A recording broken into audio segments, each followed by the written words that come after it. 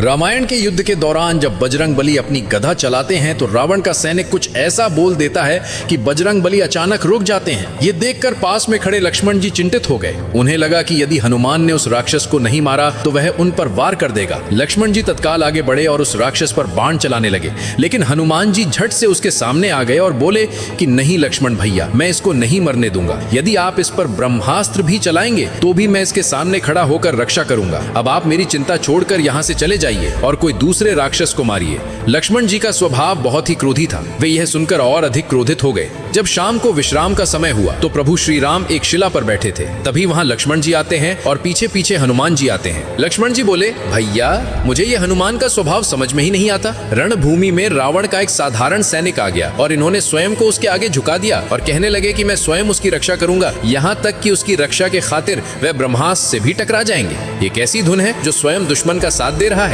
राम जी मुस्कुराए और हनुमान से पूछने लगे, हनुमान क्या हुआ तुम्हारे बल बुद्धि को?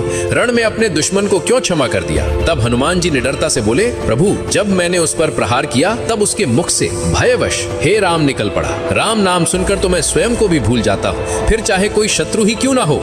यदि वह आपके नाम का उच्चारण करे तो उसके सामने मेरा हृदय स्वयं नतमस्तक हो जाता है। भला मैं कैसे उसका वध करता जो भय के क्षण में भी नाम ले रहा था मेरे राघव का, मेरे प्रभु श्री राम का। ये सुनकर प्रभु श्री राम प्रसन्न होकर खड़े हो गए और हनुमान को अपने हृदय से लगा लिया और बोले, हनुमान थोड़े दिन पहले ही तुमने समुद्र को लांघकर अपनी शक्ति का परिचय दिया था, लेकिन आज तुमने फिर से एक बार सिद्ध कर दिया कि तुम्हारी भक्ति अद्भुत है। संसार में कोई तुम्हारी भक्ति की बराबरी नहीं कर सकता।